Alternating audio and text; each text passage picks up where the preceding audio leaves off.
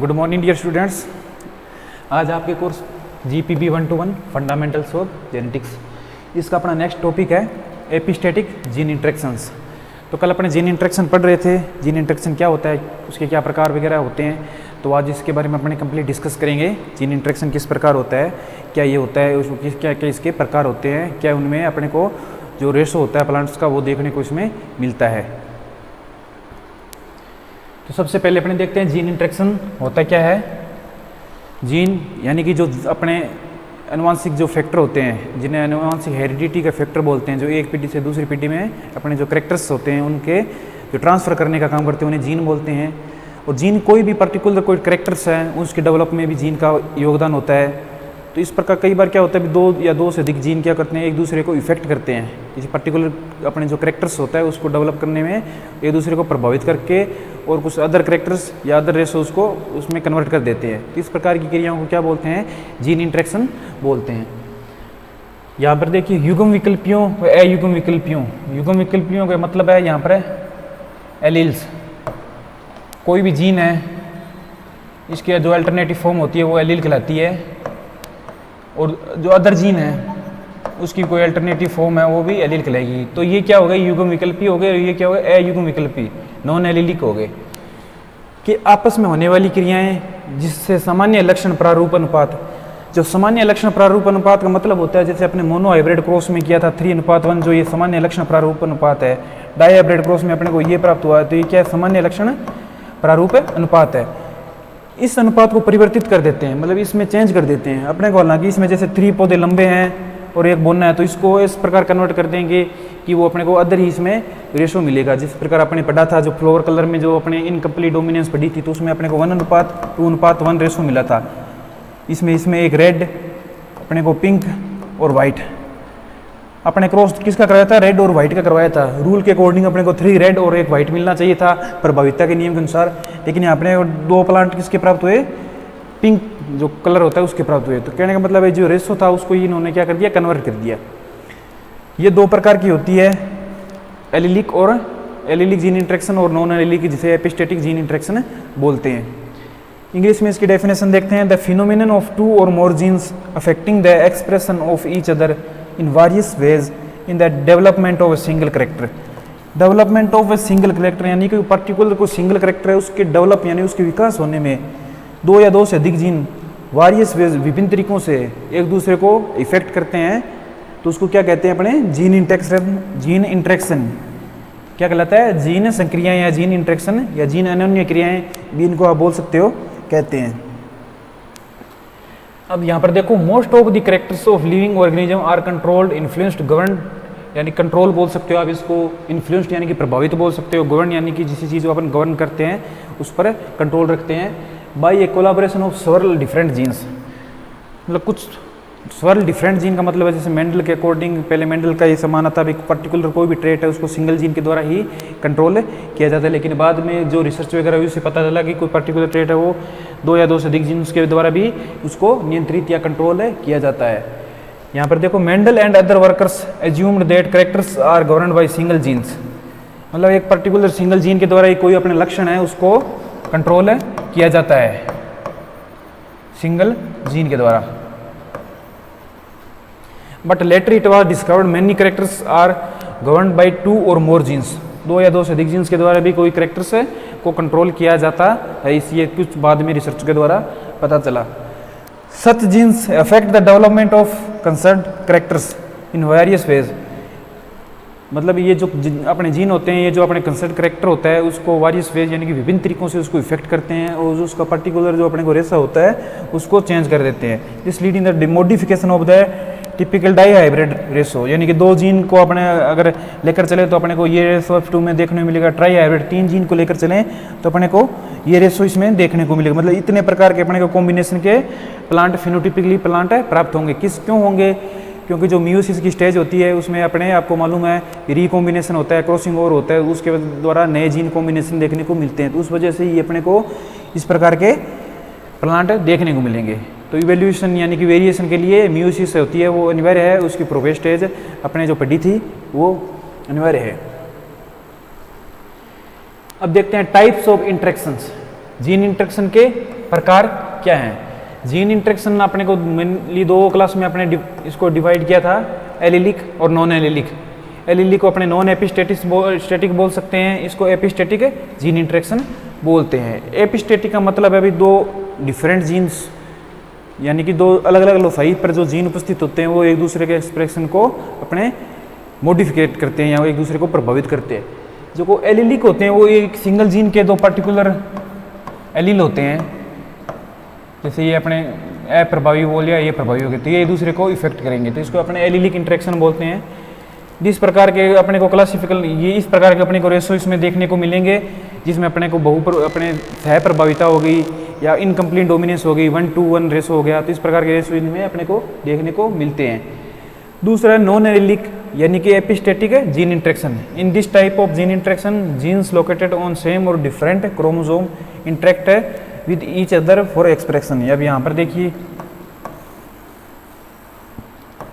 जैसे ये homologous chromosome है, ये कोई पर्टिकुलर अपने जीन है यहाँ पर, और ये पर्टिकुलर अदर जीन है। ये दूसरे होमोलोगस क्रोमोसोम है, यहाँ पर कोई जीन है, मतलब ये अपने जीन 1 हो गया, ये यहाँ पर क्या हो गया जीन 2, और ये कोई जीन 3 है। इन दोनों में जो इंटरेक्शन होगा,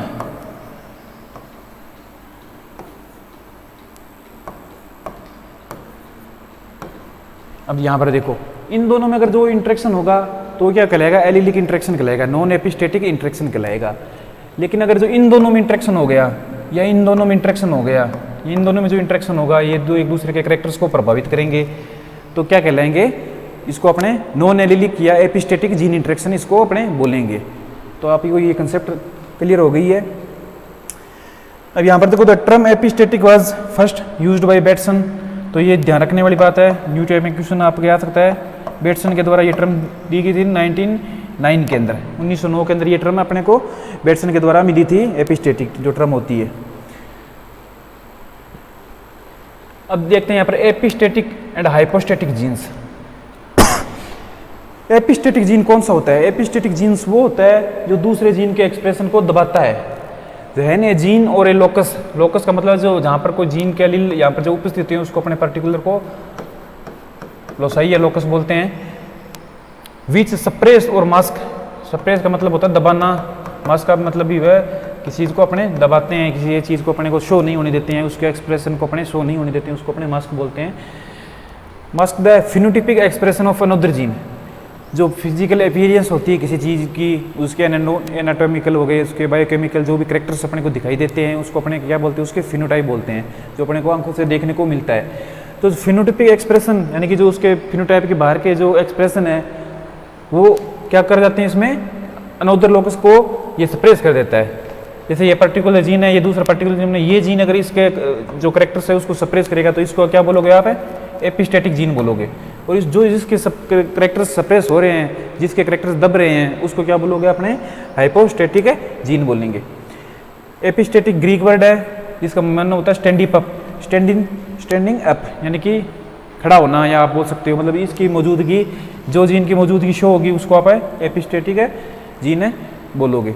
दूसरा है हाइपोस्टेटिक जीन, द जीन और locus which was suppressed by epistatic gene, यानी एपिस्टेटिक जीन के द्वारा जो लोकस या जो लोफाई अपने दबा दी जाती है उसको अपने हाइपोस्टेटिक जीन बोलेंगे।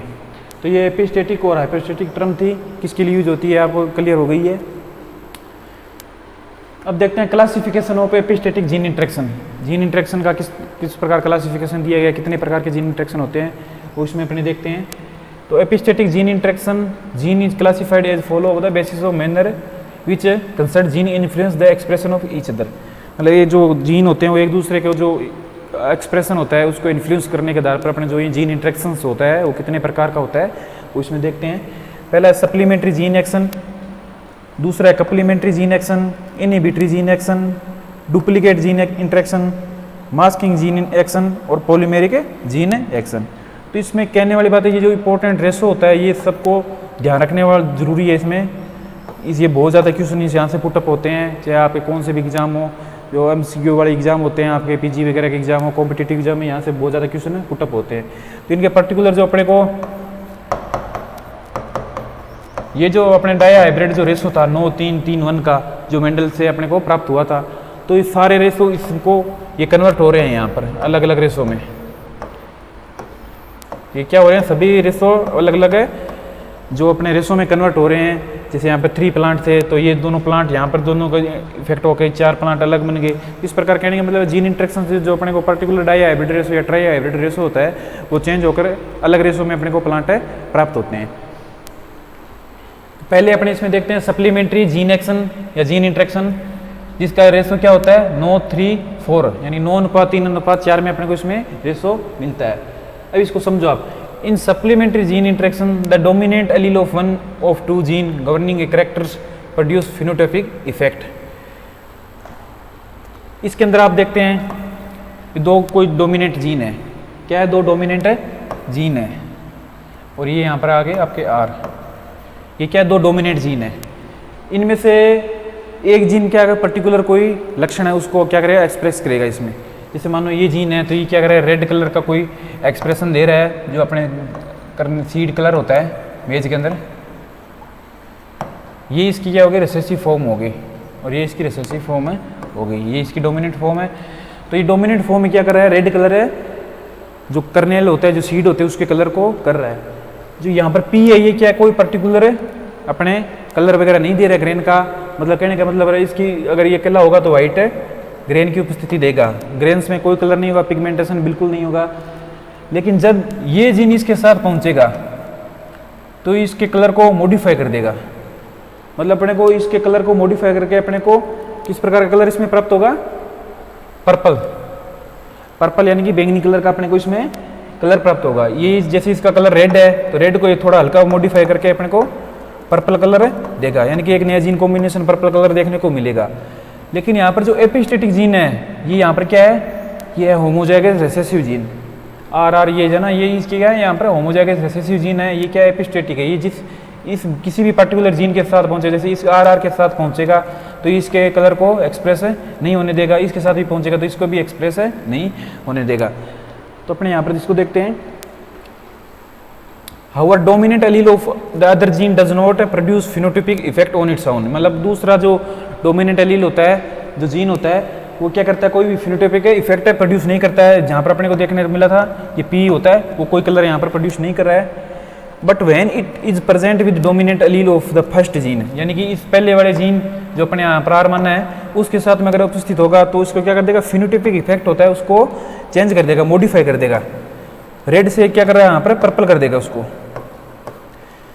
तो इसका एग्जांपल देखते हैं, ग्रेन कलर इन मेज। ग्रेन जो कलर होता है मेज के अंदर, उसको किस प्रकार उसमें जीन इंट्रैक्शन पाया जाता है, सप्लीमेंट्री जीन इंट्रैक्शन इसमें पाया जाता है। और इसको अपने रिसेसिव अब यहाँ पर देखो पेरेंट्स है पर्पल ग्रेन्स, ये दोनों जैसे यहाँ पर डोमिनेंट फॉर्म में उपस्थित हैं। क्या यहाँ पर डोमिनेंट फॉर्म में उपस्थित है तो क्या कर रहे हैं, पर्पल कलर का अपने को ग्रेन डेवलप हो रहा है यहाँ पर, और ये यहाँ पर दोनों रिसेसिव फॉर्म में है तो क्या कोई कलर नहीं है ग्रेन का, व्हाइट कलर है।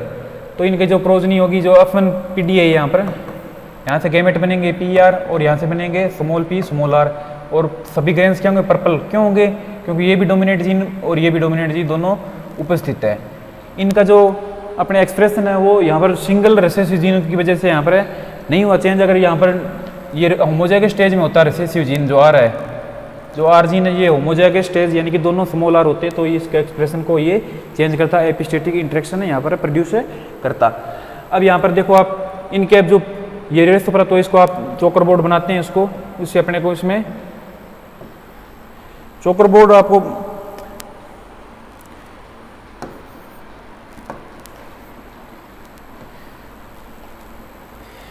चोकर बोर्ड बनाने की यहाँ पर एक आप ध्यान रखना, जीन कॉम्बिनेशन अपने को यहाँ पर गैमेट्स बनाने हैं। जैसे अपने को F1 ये प्राप्त हुआ, F1 क्या हुआ, ये इसका होमोजाइगस, ये हेटेरोजाइगस कंडीशन है, ये भी हेटेरोजाइगस कंडीशन है।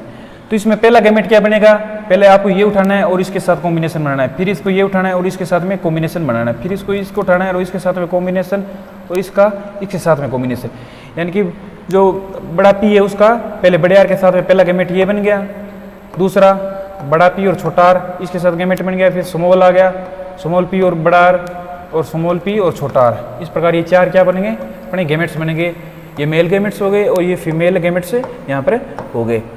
अब इनको आपस में अपने कॉम्बिनेशन में होगा, फर्टिलाइजेशन होगा, ये दोनों गैमेट मिलेंगे तो दोनों क्या होंगे, यहाँ पर देखो क्या मिल रहा है, दोनों डोमिनेंट है, जीन है, तो इसलिए कौन सा कलर प्रोड्यूस होगा, पर्पल। मतलब जो पर्पल कलर है,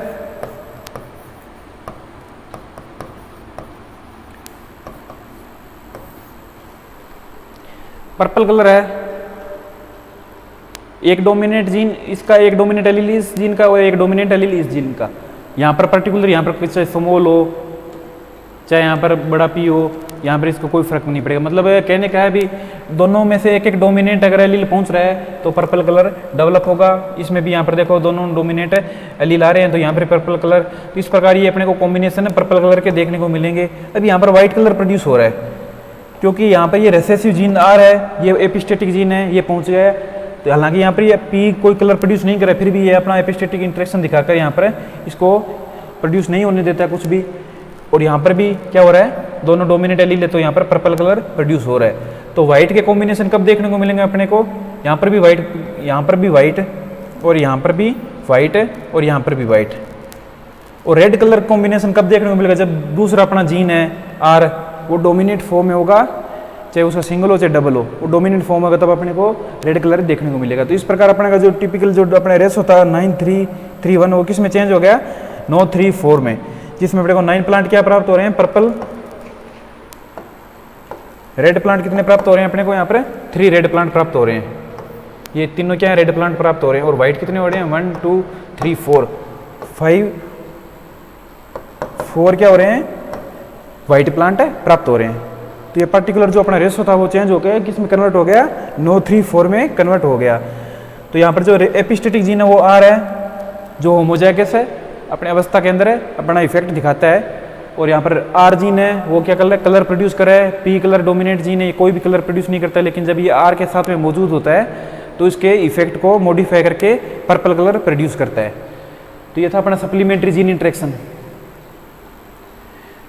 अब पढ़ेंगे अपने कंप्लीमेंट्री जीन इंटरेक्शन, जिसमें अपने को 9:7 रेशो प्राप्त होता है। उसमें 9:3:4 था, इसमें 9:7 रेशो अपने को देखने को मिलेगा। अब इसमें देखो, when recessive allele at either of the two loci can mask the expression of dominant allele at the two loci, it is called duplicate recessive epistasis. इसको अपने डुप्लीकेट रिसेसिव एपिस्टेटिस भी इसको बोलते हैं। इसका एग्जाम्पल है flower colour in sweet pea. अब इसको अपने एग्जाम्पल के थ्रू आपको समझाते हैं, एग्जाम्पल के थ्रू आप आसानी से इसमें समझ जाओगे।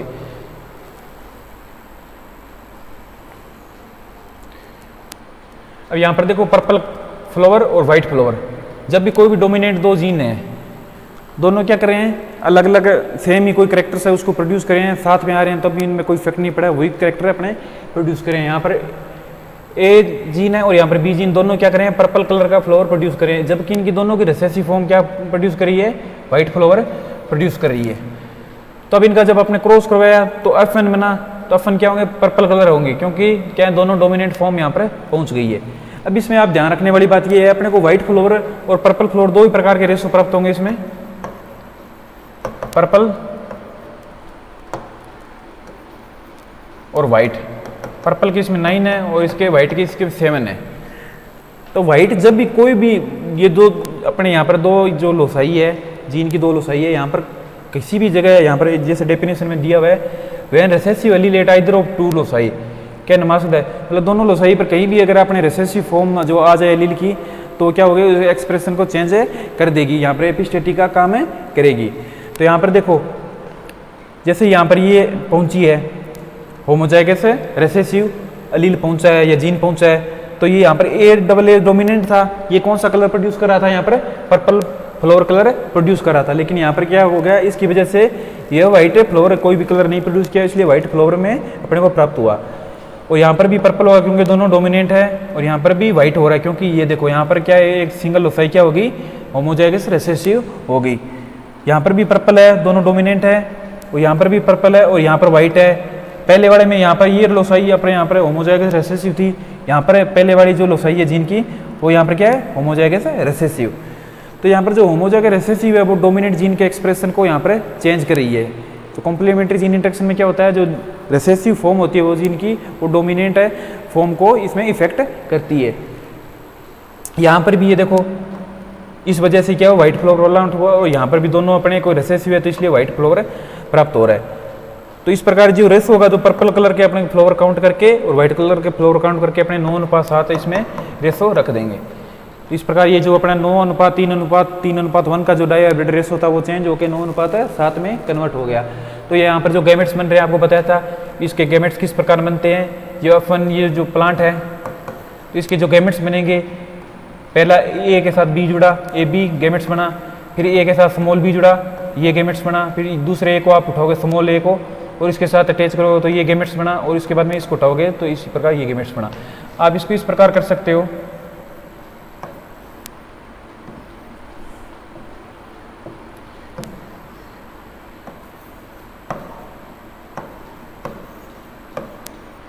आप इस प्रकार इनके कॉम्बिनेशन बना सकते हो। ये किसी भी जीन के एलील के ये इतने कॉम्बिनेशन है, इस प्रकार कॉम्बिनेशन बनते हैं। अगर ट्रिपल एलील हो तो इस प्रकार कॉम्बिनेशन बनेंगे, ए बी और सी अटैच होगा, फिर ए बी और दूसरा यहाँ पर स्मॉल सी अटैच होगा, फिर दूसरे में अपने जाएंगे इसके साथ ए, फिर बड़ा बी, फिर ये सी अटैच होगा, फिर ए ये बड़ा बी, फिर ये दूसरा सी अटैच होगा। इस प्रकार ये कॉम्बिनेशन बढ़ते जाएंगे और गैमेट्स यहाँ पर 4 प्राप्त हो रहे हैं, वहाँ पर कितने प्राप्त होंगे, अपने को 16 गैमेट्स प्राप्त होंगे। तो ये था अपने कॉम्प्लीमेंट्री जीन इंटरेक्शन। अगला है अपना duplicate gene interaction. Duplicate gene interaction, इसमें अपने को क्या रेशो अपना प्राप्त होता है, 15:1 रेशो प्राप्त हो रहा है। जो 9:3:1 डायहाइब्रिड जो अपने को रेशो मिलता है मेंडल के क्रॉस के अकॉर्डिंग, वो पहले सप्लीमेंट्री जीन इंटरेक्शन में चेंज होकर 9:3:4 हुआ, फिर कम्प्लीमेंट्री में 9:7 हुआ, और अब कितना हो रहा है, 15:1 हो रहा है डुप्लीकेट जीन इंटरेक्शन में। अब इसमें इसकी डेफिनेशन देखते हैं। When a dominant allele at either of two loci can mask the expression of recessive allele at the two loci, it is the known as a duplicated dominant epistatis। तो इसको अपने this is also called duplicate gene interaction भी बोलते हैं, duplicated dominant एपिस्टेटिस भी इसको बोलते हैं। ओन करेक्टर्स जो राइस में होते हैं, राइस के अंदर जो ओन्स का विकास होता है, जो बालियों के बाहर, जैसे अपने वीट की आपने बाली देखी होगी तो उसके बाहर जो होती है वो उसको ओन्स बोलते हैं, उनको क्या बोलते हैं, ओन्स। तो ओन्स का जो करेक्टर है, ओन का बनना और ना बनना राइस में कंट्रोल होता है, उसको अपने इस जीन इंटरेक्शन के थ्रू समझेंगे। तो जो ओन राइस है, ओन राइस में क्या हो रहा है, यहाँ पर दोनों डोमिनेंट जीन है। और जो ओनलेस राइस कब होगा, जब किसी एक भी लोसाई पर डोमिनेंट जीन नहीं हो। यहाँ पर देखो दोनों, यहाँ पर क्या है, रिसेसिव जीन है, यानी कि कहने का मतलब है भी जब डोमिनेट कोई भी एक किसी दोनों लोसाई पर डोमिनेट यहाँ पर पहुँच गया, डोमिनेट एलील पहुँच गया, तो वो क्या होगा, एक्सप्रेशन को इसको दबा देगा और अपना एक्सप्रेशन यहाँ पर शो करेगा। तो यहाँ पर जैसे इसके ये अपने को F1 प्लांट प्राप्त हुए और इनके अपने गैमेट्स बने ए बी और ए बी। तो इनके इस प्रकार देखो यहाँ पर सभी ओवन ये वाले राइस प्राप्त हो रहे हैं अपने को, यहाँ पर भी ओवन, क्योंकि दोनों जो लोसाई है वहाँ पर क्या है, डोमिनेट जीन कोई ना कोई उपस्थित है, यहाँ पर डोमिनेंट एलील कोई ना कोई प्रेजेंट है। इसमें भी देखो कहीं ना कहीं डोमिनेंट एलील यहाँ पर प्रेजेंट है। मतलब दोनों लोसाई में किसी एक भी लोसाई पर अगर डोमिनेंट एलील उपस्थित हो तो अपना एक्सप्रेशन शो करेगा। तो यहाँ पर नहीं है दोनों लोसाई में, दोनों लोसाई पर क्या है, रिसेसिव फॉर्म है, तो यहाँ पर अपने को एक प्लांट क्या प्राप्त हो रहा है, ओवनलेस प्राप्त हो रहा है, बिना ओवन के प्लांट अपने को प्राप्त हो रहा है। तो इस प्रकार की इसकी अपने डेफिनेशन देखते हैं। When a dominant allele at either of two loci, दोनों लोसाई में से किसी भी लोसाई पर कोई भी डोमिनेंट एलील यहाँ पर है तो वो mask the expression of A recessive allele. तो जो दूसरे रिसेसिव एलील है उनके एक्सप्रेशन को क्या कर रहा है, दबा रहा है यहाँ पर। It is known as a duplicate dominant epistasis, इसलिए इसको डुप्लीकेट डोमिनेंट एपिस्टेटिस कहते हैं। डुप्लीकेट डोमिनेंट मतलब जो डुप्लीकेशन हो रहा है यहाँ पर डोमिनेंस का, this is also called duplicate gene interaction भी बोलते हैं इसको। किसी भी ये दोनों जो जीन की लोसाई है या दो लोसाई है, यहाँ पर किसी भी एक भी लोसाई पर अपने डोमिनेंट जीन उपस्थित होगा तो वो किसको मास्क कर देगा, जो दूसरे रिसेसिव एलील है उसके एक्सप्रेशन को मास्क कर देगा, दबा देगा। तो ये इसकी विशेषता है।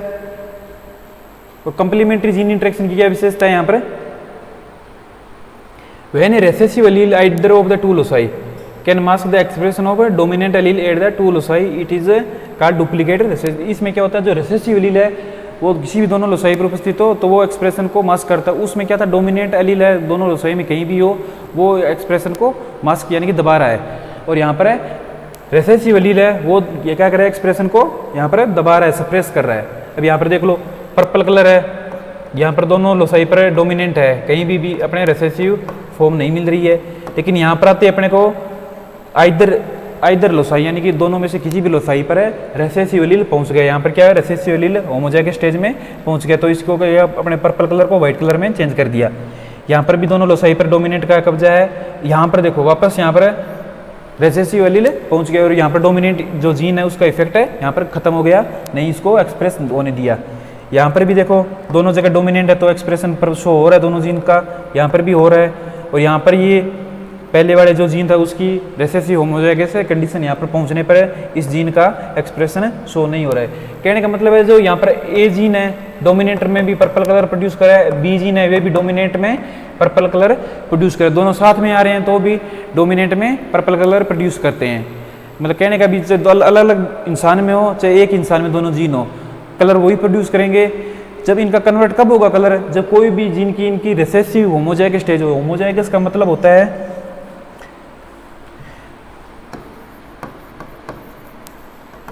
Recessive homozygous. रिसेसिव ये जैसे आपको बताया था ये क्या डोमिनेंट, होमोजाइगस का मतलब है दोनों सेम होने चाहिए जीन एलील, दोनों एलील के सेम है, इसको बोलते हैं डोमिनेंट होमोजाइगस प्रभावी आपको समयुग्म जी। रिसेसिव होमोजाइगस का मतलब है इसी का रिसेसिव जीन है इस अवस्था में हो तब इसको बोलते हैं रिसेसिव होमोजाइगस यानी कि अप्रभावी समयुग्म जी। अगर इस अवस्था में हो तो इसको क्या बोलते हैं, हेट्रोजाइगस कंडीशन बोलते हैं। और इसमें क्या हमेशा अपने मेंडल के रूल के अकॉर्डिंग डोमिनेंट जीन ही प्रोड्यूस है अपने को खुद को एक्सप्रेस करता है। तो यहाँ पर क्या हो रहा है, रिसेसिव होमोजाइगस अवस्था आते ही ये जीन अपने इसका इफेक्ट है नहीं देखने को मिलता है और जो अपने पर्टिकुलर जो रेशो होता है वो 9:7 में कन्वर्ट हो जाता है। और इसी के अंदर क्या विशेषता है, इसके अंदर क्या है, आर जो जीन है वो क्या कर रहा है, रेड कलर यहाँ पर प्रोड्यूस कर रहा है। पी डोमिनेंट जीन है, ये कोई भी कलर प्रोड्यूस नहीं कर रहा है, लेकिन ये जब आर के साथ में आता है तो उसके रेड कलर को मॉडिफाई करके पर्पल में कन्वर्ट कर देता है। लेकिन जिस आर जीन का जो होमोजाइगस ये जो अपने हैं रिसेसिव, ये क्या कर रहा है, यहाँ पर इफेक्ट कर रहा है, एपिस्टेटिक जीन का काम कर रहा है। तो ये क्या यहाँ पर देखो इसका इंटरेक्शन देखने को मिल रहा है अपने को, और यहाँ पर देखने को मिल रहा है और यहाँ पर देखने को मिल रहा है। हालांकि यहाँ पर पर्पल कलर ये प्रोड्यूस नहीं करता है, कोई भी कलर नहीं प्रोड्यूस करता, लेकिन यहाँ पर एपिस्टेटिक इंटरेक्शन इस जीन का यहाँ पर देखने को मिलेगा। और जब भी आर चाहे अपने हेट्रोजाइगस कंडीशन में हो चाहे होमोजाइगस कंडीशन में हो वो भी डोमिनेंट में, तभी अपने को कलर प्रोड्यूस करेगा। ये यहाँ पर रेड कर रहा है और ये यहाँ पर रेड कर रहा है। लेकिन जब भी पी इसके साथ में डोमिनेंट में आ गया, दूसरा जीन पी है जो डोमिनेंट में आ गया, तो इसके कलर को मॉडिफाई करके किस में कन्वर्ट कर देगा, पर्पल में कन्वर्ट कर देगा। इस प्रकार अपने को काउंट करने पर क्या रेशो मिलेगा, 9:3:4 ये अपने को रेशो देखने को मिलेगा। तो ये 3 प्रकार के जो जीन इंटरेक्शन थे वो अपने आज डिस्कस किए हैं। आशा कि आपको समझ आ गए होंगे। नेक्स्ट लेक्चर में जो शेष बचे हुए जीन इंटरेक्शन है वो अपने डिस्कस करेंगे। Thank you.